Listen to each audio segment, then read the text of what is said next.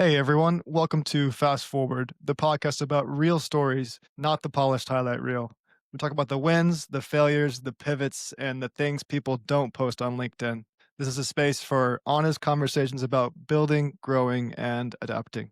Today, I'm joined by Mark Labriola, the CEO and founder of Brand Viva Media.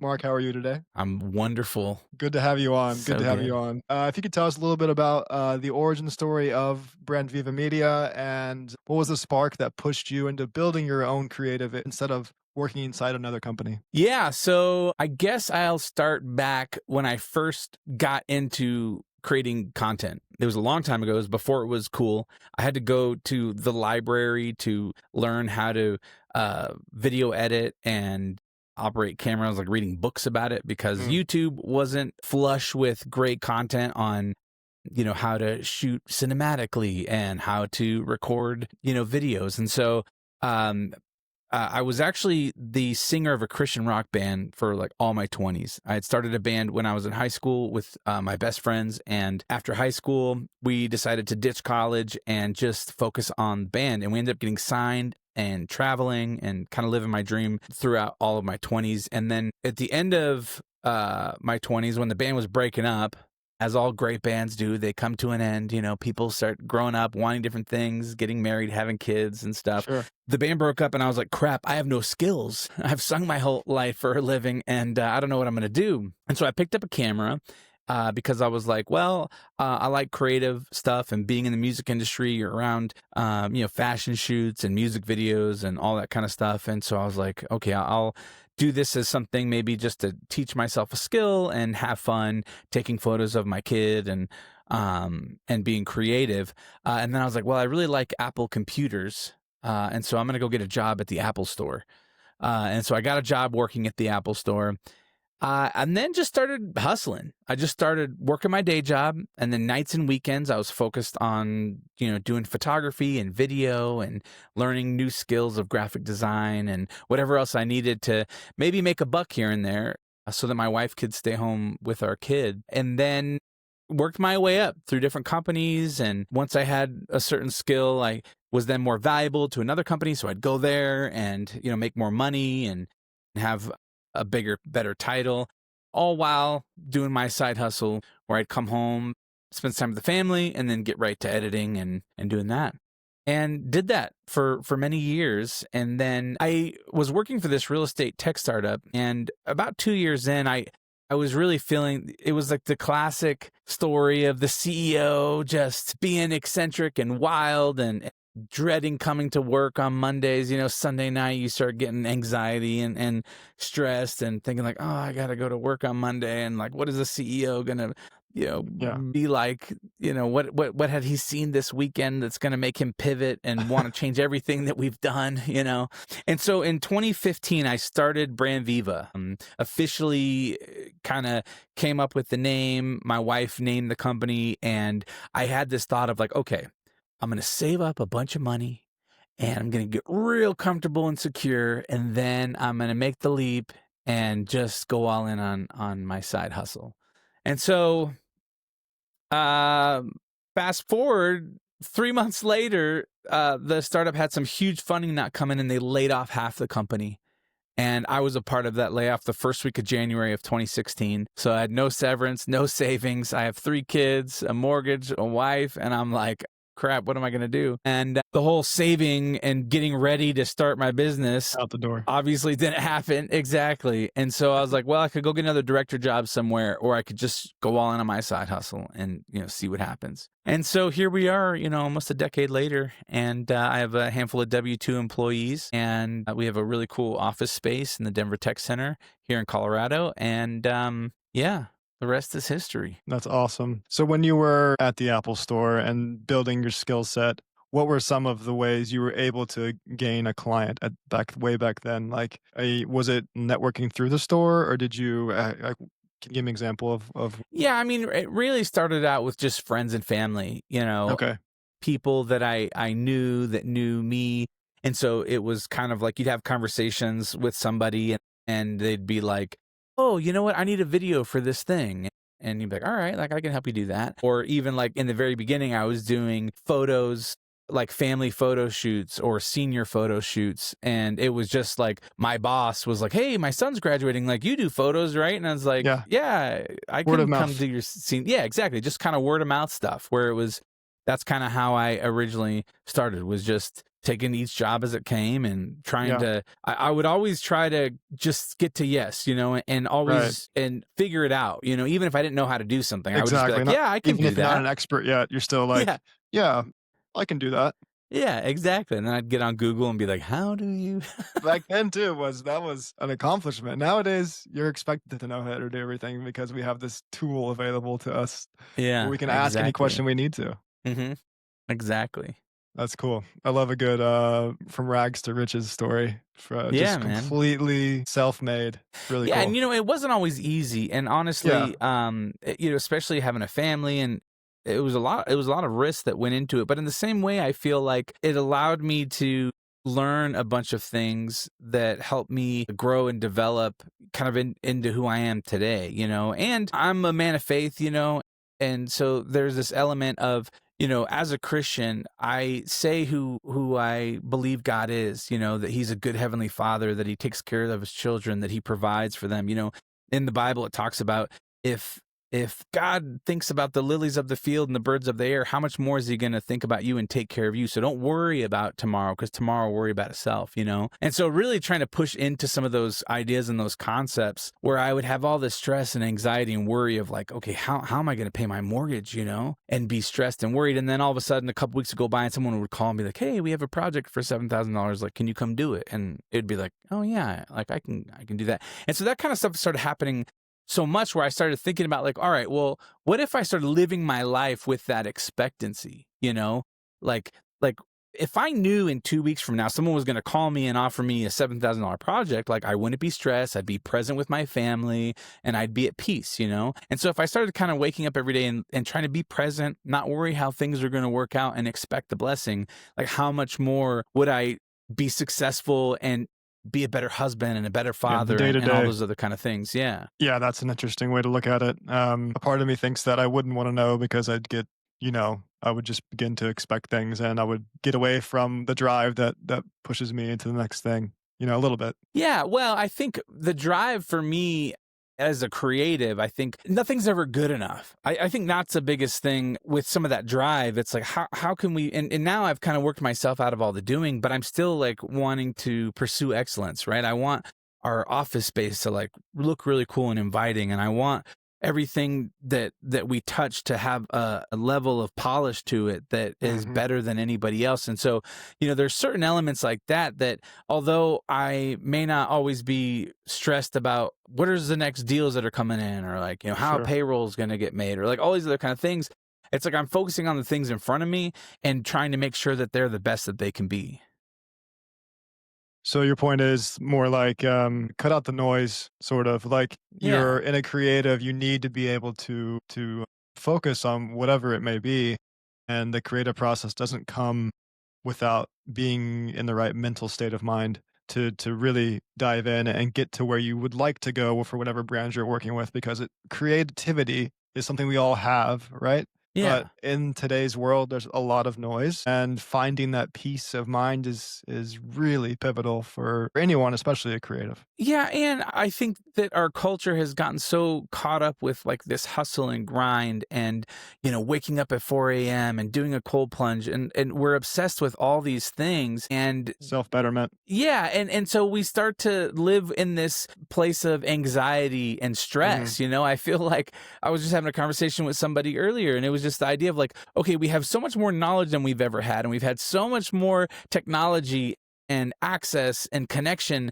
but we have more depression and anxiety and feeling isolated and alone. And I'm like, what is that? And so I think what I'm trying to say is that although I am not worried about, okay, how is this business going to work out, or how are these projects because again, like, yeah, that is, I think, can be a good driver, or not necessarily good, but it Hmm. can be a driver for somebody to be like living on the edge of like fear of like, okay, like if I don't do this thing, if I don't, wake up and make those calls, and I don't send these emails, and I don't create this email sequence and create this funnel, like job's not going to happen and whatever. I think that there's an element of like we can change our mindset on it and Mm, know that like whatever is going to happen will happen, and that we can be at peace here and focus on the present and the things that we're in mm, charge of to do now. It's like, okay, you want to work on an email sequence? Awesome. Don't stress about it, but think about how can I make this email sequence the best that it can be, and mhm. focus on excellence, and then all these other things will come, Yeah, it's like a sort of a reconditioning process of the mind. I think societal pressures have made us the way we are. Yeah. And with the increased use of outlets in social media and now AI, we are tested even further on this ability to maintain our own personal values deep down. I mean, like internally, and Yeah. what's being fed to us. And it's really important to figure out what your identity is and be calm and patient with that and not try to grasp out and try to be like someone else. Yeah, or you're comparing. I think we get so much anxiety from looking at where other people are, and you're scrolling through Instagram or you're scrolling on LinkedIn and you see somebody get a big project or you see them being successful or having, and you think, oh, why am I not there yet? Like, how come it hasn't happened for me? Like, I feel like I've been doing the thing, but we're all on our own journeys, right? And really, we just need to put our heads down and focus on the things that we're doing and do them with excellence, and know that whatever I'm going through right now is preparing me for the future. It's preparing me for the next thing. And if I try to shortcut that or skip that, then I'm not going to be ready when the time comes to receive the things that I get, and you see this so much, right? Where people try to shortcut their success and they Yeah. try to speed things up. And then maybe they do find that magic bullet, or they have some sort of quick success, but then they don't know how to handle it. And then Yeah. they end up, alcoholics, addicted to drugs, like they're Or just just in debt depressed and or debt. something. Yeah, they haven't learned financial responsibility, so Yeah. they're blowing all their money on Lamborghinis and That's what and happens then to trying to athletes keep up this image still. of how much, if I spend $3 million on ads, I can make $1 million to make my payments, and it's just wild, That's the beauty of, when you grew up, you actually had to go through all those processes, not because you didn't like, you may not have wanted to, but it was the only way. Like expedited shortcuts, they existed, but they were more niche or, they're harder to Yeah, they're like more intangible. It's harder to get to them. yeah, and now it's like click of a button and you feel like you have it right Yeah, I there can to rent you. a Lamborghini on Toro, and park it outside of a private jet, hire a photographer on Upwork, and boom, now I'm a guru. And I'm on all the dating apps and I'm getting all the girls. Exactly. Backwards society in some ways. Cool. Well, let's talk about your podcast. I think it's really interesting. You're the host of the Friday Habit. It helps entrepreneurs work less and make more. What patterns have you seen between struggling founders and thriving ones? I Besides feel everything we just covered. Yeah, I mean, it's a lot of that stuff, right? I Yeah. mean, a lot of Yeah. it is getting and really the Friday Habit. We started almost 6 years ago. I originally started with my one of my best friends, Ben Manley. He runs a company called Site Club. He sold his first company called Knapsack, and we started the podcast because we wanted to connect, because he lives in Lynchburg, Virginia, and so we just wanted to hang out. And we're like, hey, we can hang out every week if we like record a podcast and talk about our businesses, because he has an agency and I have an agency, and we can kind of talk Nice. about our struggles of growing those businesses, things that have worked and whatnot, as well as talk to other people who are maybe a little bit ahead of us, or that they've perfected some sort of concept or idea. Mm, And we can just pick their brains and share their knowledge with the people who follow our show and want to follow us along. And so we started that podcast, like I said, almost 6 years ago, and we've had an amazing journey. I mean, it's still going strong. Ben sold his first company and traveled the world. He has 2 kids. They packed up, they moved.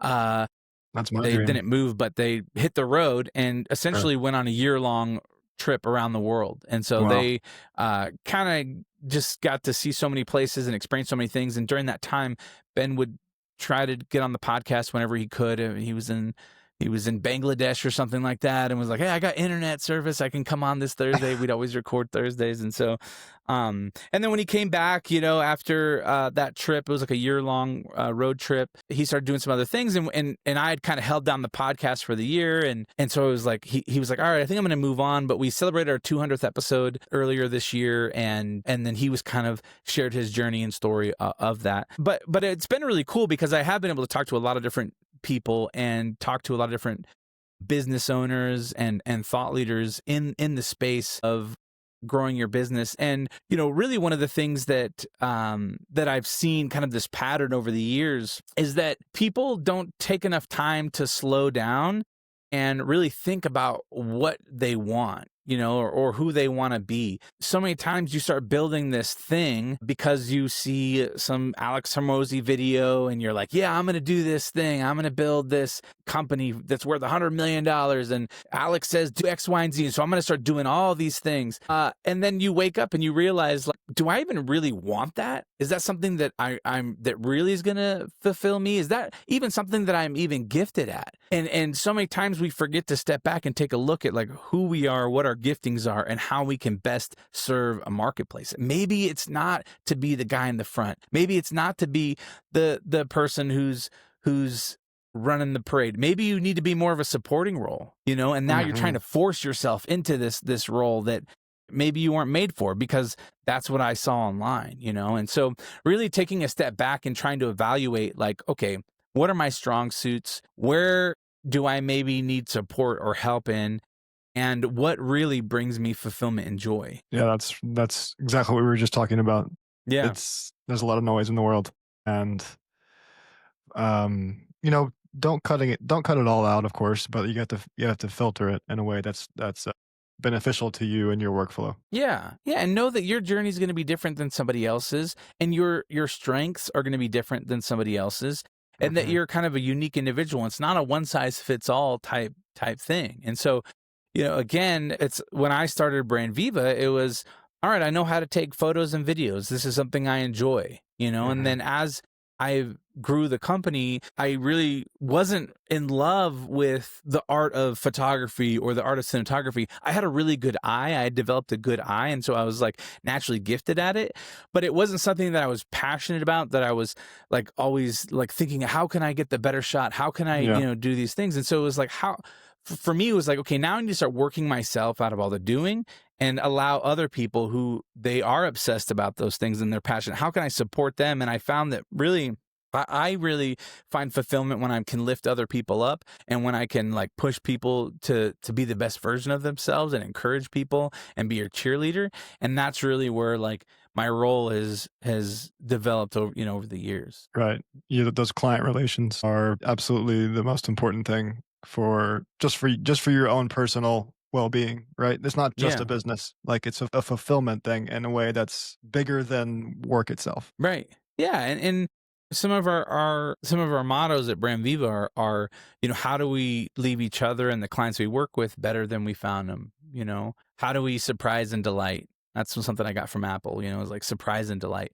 And yeah, those are the things that really fulfill me, is when I get to meet a client and build kind of a more of a friendship with them, like a personal relationship, and then that's really what fills me up. And what I enjoy doing is more of that business development and whatnot. And again, if I was forcing myself to, because I was afraid to release control of like creativity or post production or whatever it might be, it's like Mhm. I don't think I would have ever been able to grow, to where we are now, because Mhm. I'd be too obsessed with trying to micromanage and control all the processes that Mhm. got us to where we are. And I need to be able to release some of that, trust other people, and give other people an opportunity to shine to, where they are best suited. Absolutely. And you had the foresight to delegate the work and realize that giving up on a certain aspect of the role that you were doing wasn't necessarily something that you would be losing progress on. You'd just be growing more because you have the ability to pass it off to someone if it's something that you're not. Yeah, the sooner you can delegate out of the things that, like, I held on to even like doing our taxes like way longer than I should have, like I managing do the that too. finances. Like I'm not a numbers guy, and I suck at that kind of stuff. And every year it would like the anxiety and stress and like 2 days straight of just like going through receipts and clicking through QuickBooks. And it was just a headache. And, I gave that up about probably like 7 years ago. And I'm thinking, like, why did I hang on to that for so long, And so I think there's a lot of areas where you should figure out like what you're not good at. Yeah. Another area that I was really prevalent when I was just kind of coming into a place of where I was like, okay, I think I can afford to hire like a W-2 employee. I had, some contractors and things like that, but I was starting to drop the ball with like email communication with clients and being on top of things. And I realized like, I'm just not good at it. I'm not good at client communication, the details, all this other kind of stuff. But man, I was able to find somebody who could come in and like, that's what their gifting is. They're good Yeah. at managing a project and staying on top of communicating with clients, stuff like that. And so I think the sooner you can hire a VA, or especially nowadays, like there's like so many ways that you can start to offload some of that busy work that maybe doesn't bring you any joy, that maybe you suck at and you kind of procrastinate or you push it off because you're like, I don't want to have to do those things. And so think about like, okay, how can I like maybe start to replace those things that bother me or that I'm not good at, and offload to somebody else who actually can execute at a higher level than me. Right, and there's a good chance they're not only are they good at it, but they might enjoy it too, Yeah, which is completely exactly. different than your the way you see it, Yeah, and exactly. that's powerful. Speaking of those busy tasks, AI, Yeah, how have you been able to, implement it into your business? Have you, first of all? yeah. And, how do you see it shifting, your industry as a whole? Well, especially on brand Viva side, as Yeah, far as like, photography and video and things like that. It's interesting because so many AI models and stuff are focused on photo and video creation, which yeah, is they are. interesting to me that is that, because part of me wonders like, well, why is that? Like, like who thought like, oh, this is what the world really needs, Yeah, I have had that same Um, thought. yeah, and so that's just strange to me, because then we start to question reality. Like I've gotten so Right. caught up in like these wild compilations of these Ring doorbell cam videos of like a cougar attacking a baby on a porch, and the mom comes out and beats it up, and you're like you realize after you watch a few seconds, like, wait, I think this is AI. Like it looks so real because it's like that low quality, Ring camera Why video. is this important? Like, why are we doing this? Yeah, like why have we created this? Like, what's the point of this? And so for me, we don't really use any of that. We do use some stuff as far as we have a studio that has a green screen, and we've been able to use Midjourney to create very realistic, compelling backgrounds that look Mm, like really interesting and cool. Like, and it doesn't look like you're shooting on a green screen. It looks like you're in a studio somewhere, which is like really cool. So right. we I use some like of that that. use. Yeah, it's very helpful and useful for that. Some of the other things we've used, especially for like photo editing, sometimes like we do a lot of headshots and stuff for doctors and people who wear lab coats, and some of the lab coats can be really wrinkly. And so I've been able to like put these photos into like Nano Banana and just say, hey, remove all the wrinkles from this person's like lab coat, and then it like removes all the wrinkles. And so Wow. there's some like tools like that are really useful.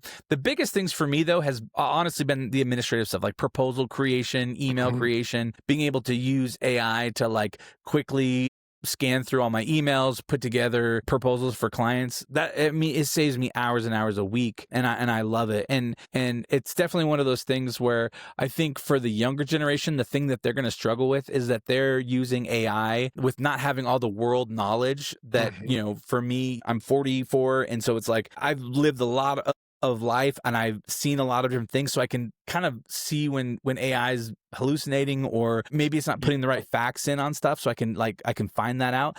I think a younger person, they're just going to take it at face value, like, "Oh, I put it in there, it said this, so I think that's the truth." And it's like, oh, well, you don't have the knowledge to know that that's not right, or Mm, that that's not true. And so I think that's the things we're going to struggle with, especially the younger generation is going to struggle with as they are using AI and whatnot. mhm. But I'm a big fan of it as far as using it to help make your life simpler, using it for the mundane tasks, using it for stuff to help you do more with less. I would say that we probably are able not to hire another person because we have AI to do a lot of tasks and stuff like that around the office, social media posts, caption writing, different things like that. Right.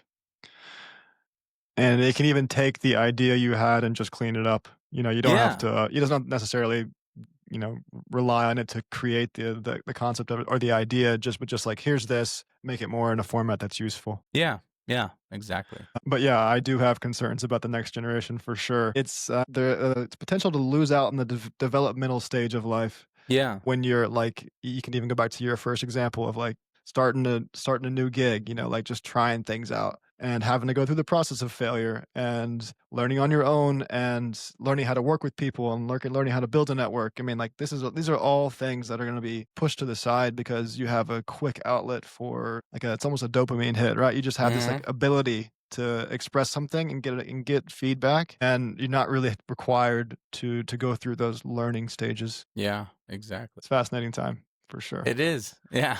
I know. Huh? Like, yeah, like the next 3 to 5 years is going to be wild. I'm like, Wild. how can we trust the news? How can we trust anything?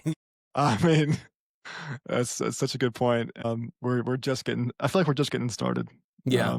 With all the money they're investing into Well, and I think the other thing that's going to happen is we're going to experience a big bubble burst, just like in the Okay, early you do think that? 2000s. I keep hearing Oh, that. yeah. Yeah. I mean, in the early 2000s with the .com, right? It was like Yeah, the same kind of that's thing. It the was like comparison. the internet and everyone's investing internet. If you had .com, attached to your business name, it was like, boom, we're investing. You're going public. We're making money. I think AI has been the same thing. Like AI has been such a trendy thing. All these AI companies are popping up out of They're nowhere. And everywhere. yeah, There's it's like too every many. company now has AI as part of their thing. And I think it's going to go through the same thing where the industry is going to burst and it's going to level set with the winners and losers. And you're talking more like the different agents, the different Agents and even language even like models, these or companies that are maybe even able to raise funds and do all this stuff because they have AI attached, and so people are trying to invest in a winner, essentially pick a winner of who's going to win this race. And so there's just so many consulting companies and recruiting. I mean, there's all these businesses that have built around this AI concept, and they're able to maybe raise funds and get business because they have AI attached to their name. And I think there's going to be a level set where that bubble bursts, and then it's going to all settle down to like, okay, these are the valuable companies that are in this Mm, space, and then everything else was just trendjacking. yeah, I do think there is a place for someone that's more, I would say, well versed in AI to implement it because there's a lot of small businesses out there that simply don't have the understanding of how Yeah, to utilize it. yeah, So I think there is a place for certain things, but I would say yes, as a majority, there's way too much right now and it's getting oversaturated, of course. And yeah, you have to, if you really want to implement these things, you have to be, heavily involved with the businesses. You can't just say, here's something, here, try this, it'll work. It's every business is different and you have to hmm, implement things in ways that are unique to them. So it'll be very interesting to see how it plays out. That's for yeah. sure. I agree. I totally agree. So, if you were to fast forward 3 to 5 years for Mhm. your own business, what do you think the future holds for content, brand media, and for all small businesses like yours? Well, I think more and more, as we've been talking about AI, I Yeah. think people are going to want more and more human content. They're going to want more human verified content. They're going to want more original ideas, right? I mean, AI and all this stuff, you ask it to write a blog post, and it's taking the ideas of 1,000 different people and mixing them up and putting them into a new blog post, right? And so I think as people get used to seeing AI content, just like as we start to see video AI content, you're starting to notice like, oh, this is AI, like this isn't real. Yeah. I think people are going to start wanting more and more human content, and that's why people are Mm, like, oh, are you worried? You're in the content business of video creation and podcast right. creation. I'm like, yeah, it's like, okay, Notebook LM on Google, you can put it in and then it sounds like two people having a podcast conversation, right? But there's this element of like, well, I want to know what the actual human thinks about this. And Yeah. I want to know when someone does a product review about something that it's not just a script that was generated by ChatGTP and then it was a video created by Sora or something. Sora or whatever, and it's some faceless, nameless Yeah. creator that's making this content. I think people are going to want to skip those videos and go straight to the person who's actually like a human being talking about an idea or reviewing a product that they personally used and experienced and whatnot. So I think that's going to be the future, that we're going to come out of this AI bubble and people are going to really want human verified Human. content. Yeah. And just in general, maybe more human interaction. Yeah. Maybe we're realizing maybe it's a good thing because I feel like we were going that direction before AI even came out anyway with Yeah, COVID. it's like with Instagram and Facebook and TikTok, it's like we're so connected but so isolated at the same Yeah. time, you know? Yeah, I've actually that's a common theme I've actually heard on this show is that the CEOs and founders of their companies are all pushing and promoting and wanting more in-person interactions, and Mhm. they all agree that, you know, with going to those whatever conventions or whatever you want to call it, to go actually be there and like in the flesh changes a lot of how they view their daily life and Right. who they connect with. Makes a big difference. It totally does. Well, it has been a pleasure. Yeah. Been great talking. We feel like we could talk for another hour probably if we wanted to. I loved having you on. Is there any place where people can find you and your work? Any tags you'd want to leave? Yeah, you can always hit me up on LinkedIn, Mark Labriola the second, connect with me on LinkedIn. And then please head over to brandvivamedia.com, brandviva.com. And you can kind of see my business, see what we do, all of the content we create, things like that. We create the content that you use for marketing. And then, yeah, if you want to follow another business podcast, thefridayhabit.com, you can go there and find more about the Friday Habit. Nice. I'll definitely be a subscriber for sure. All right. Thanks, man. Thanks, Mark. Been a pleasure. Yes. Thank you. See Have a ya. good one. Hey, you made it all the way to the end. Thanks for that. Stay tuned for more episodes from the Fast Forward podcast every Friday.